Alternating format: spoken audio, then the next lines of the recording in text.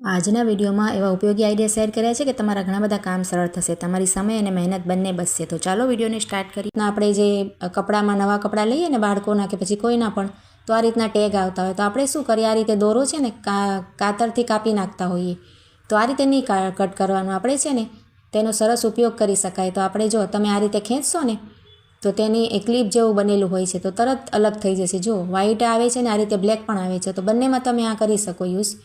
અને તેના દોરાનો પણ ઉપયોગ તમને બતાવીશ, અને આ પુઠ્ઠાનો પણ ઉપયોગ સરસ આપણે કરી શકાય, બંને વસ્તુનો ઉપયોગ સરસ થશે। તો જો આ દોરી આપણે ઘણા બધા ઉપયોગમાં કામમાં લઈ શકાય।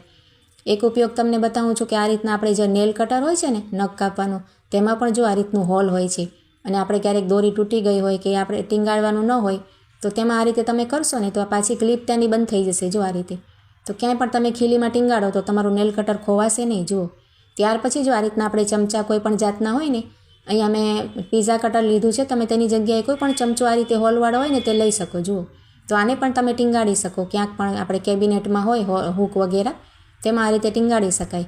ત્યાર પછી જો આનો પુઠ્ઠાનો તમને ઉપયોગ બતાવું છું, તેનો જે આવે છે ને એની સાથે આ રીતે આપણે મોબાઈલ હોય ને કોઈનું આ રીતે રાખી શકાય। જુઓ, તેનું કવર પણ કાઢી શકાય, મારી પાસે અહીંયા એક્સ્ટ્રા કવર હતું તે આપણે લઈ લીધું છે, અને પુઠ્ઠાને પાછળની ભાગે આ રીતે આપણે રાખીએ ને તો સરસ મોબાઈલ સ્ટેન્ડ બની જશે। જો આ રીતે તમારે પડશે પણ નહીં, અને ફેરવીને પણ તમને બતાવું છું અને ચાલુ પણ કરીશું। જો આ રીતે આપણે, તો ખૂબ જ સરસ આ પુઠ્ઠાનો પણ ઉપયોગ થઈ શકે, અને દોરીનો પણ તમે ઉપયોગ જોયો ને। ત્યાર પછી તેનો જે બીજો પુઠ્ઠો આવે છે ને તેનો પણ તમને ઉપયોગ બતાવું છું।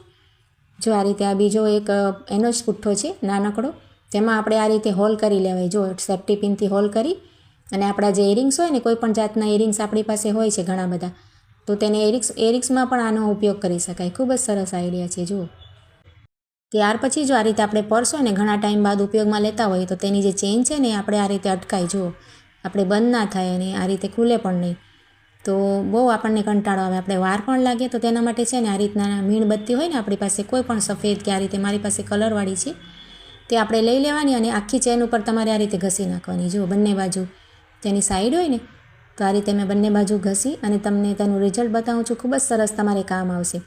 કોઈ પણ તમે આ ચેન કરી શકો, મોટો બેગ હોય કે થેલો આપણે બહારગામ લઈ જતા હોઈએ તેમાં પણ આ રીતે પ્રોબ્લેમ આવતી હોય ને, ચેન આપણે ટાઈટ થઈ ગઈ હોય, ખોલબંધ ના થતી હોય, વારે ઘડીએ અટકાતી હોય, તો ગમે તેમાં ઉપયોગ આપણે કરી શકાય, નાના પાઉચમાં પણ કરી શકાય। જુઓ, ખૂબ જ સરસ આઈડિયા રહેશે, અને તમારે કંઈ પણ પ્રોબ્લેમ નહીં આવે। જરાક વારમાં જ તમે આ રીતે ખોલબંધ કરશો ને 2-3 વાર તો સરસ થઈ જશે। પછી જો આ રીતના આપણે ઘરમાં દરવાજા હોય છે ને તો ક્યારેક શું થાય કે પાછળથી છે ને તે આપણે દિવાલમાં ભટકાતા હોય। જુઓ, અહીંયા મારી સ્ટોપર છે ને દિવાલમાં ભટકાઈને આ રીતના કલર પણ તેનું ખરાબ થઈ જાય। જુઓ, આ રીતે આપણને ગમે પણ નહીં, અવાજ પણ થાય, અને જે આપણું કલર પણ ખરાબ થઈ જાય। જુઓ, તો લીટા પણ પડી જાય। તો તેના માટે તમને એક સરસ આઈડિયા બતાવું છું। આ રીતના જે થર્મોકોલ આવે છે ને, કોઈ પણ આપણે ખોખામાંથી નીકળે છે, તે આપણે એક નાનકડો પીસ કટ કરી લેવાનું, અને આ રીતના ડબલ સાઈડ ટેપ તો આપણી પાસે હોય છે, તેનો એક પીસ આપણે કટ કરી લઈએ। જુઓ, અને આ રીતના થર્મોકોલનો ચોરસ પીસ કાપી કાતર વડે, અને જે ટેપ છે ને તેને આ રીતે વચ્ચોવચ્ચ આપણે ચોંટાવી દઈએ। જુઓ, અને આ રીતે તૈયાર થઈ જાય ને ત્યાર પછી તમારે જ્યાં પણ દરવાજા ભટકાતા હોય ને, કોઈ પણ તમારે રૂમના કે કિચનના કોઈ પણ દરવાજામાં આ ઉપયોગ કરી શકાય। જુઓ, દિવાલમાં જ્યાં પણ આપણે લીટા પડતા હોય કે ઉખડી જતું હોય ને કલર, ત્યાં ચોંટાવી દઈએ। જુઓ, તો તેનાથી શું થશે કે આપણો કલર પણ ખરાબ નહીં થાય અને અવાજ પણ ના થાય। ખૂબ જ સરસ આઈડિયા છે, ટ્રાય જરૂરથી કરજો, અને સારું લાગે તો લાઈક કમેન્ટ કરજો।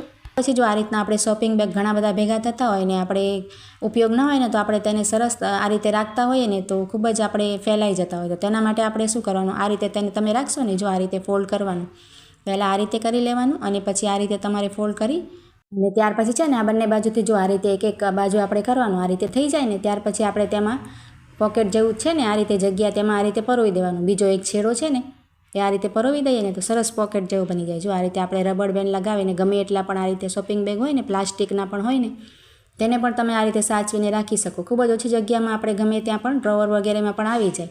આપણે ડુંગળી કાપવાનો ખૂબ જ કંટાળો આવે, આપણે ડુંગળી જેમ જ કાપવા બેસીએ ને તો આંખોમાં આપણે છે ને બળવા માંડે, બળતરા થાય, તો તેના માટે છે આપણે ટીશ્યુ પેપર લઈ લેવાનું। જો આ રીતે ટીશ્યુ પેપર તો આપણી પાસે હોય જ છે ને, તેને છે ને ભીનું કરી લેવાનું, ટીશ્યુ પેપરને જરાક પાણીવાળું કરી, અને જે આપણે વાસણમાં ડુંગળી કાપતા હોય ને ત્યાં આપણે આ રીતે રાખી દેવાનું। જો આ રીતે, કદાચ તમારે ટીશ્યુ પેપર ના હોય તો તમે સાદું કપડું પણ રાખી શકો, તેનાથી પણ સરસ આ રીતે ડુંગળી કાપશો ને તો તમારે આંખો બળશે નહીં જરાય। અને બીજી પણ તમને આઈડિયા બતાવું છું ડુંગળી માટેની, તો તેના માટે પણ શું કરાય, આપણે આ રીતે વાટકામાં ડુંગળી લઈ લેવાની, અને તેમાં છે ને પાણી ઉમેરી દેવાનું અને 2-4 કટકા આપણે જે બરફના હોય છે ને પીસ તે આપણે નાખી દેવાય. વધારે પ્રમાણમાં ક્યારેક મહેમાન આવ્યા હોય અને ડુંગળી કાપવી હોય તો આ આઈડિયા પણ ટ્રાય કરી શકાય. તેનાથી પણ તમારે આંખોમાં બળતરા નહીં થાય અને ફ્રીજમાં પણ રાખી શકાય. ફ્રીજમાં પણ ક્યારેક વાસ આવી જાય એટલે આ રીતે છે ને આપણે બરફ નાખી દઈએ તો ખૂબ જ સરસ ટીપ છે, જરૂરથી ટ્રાય કરજો.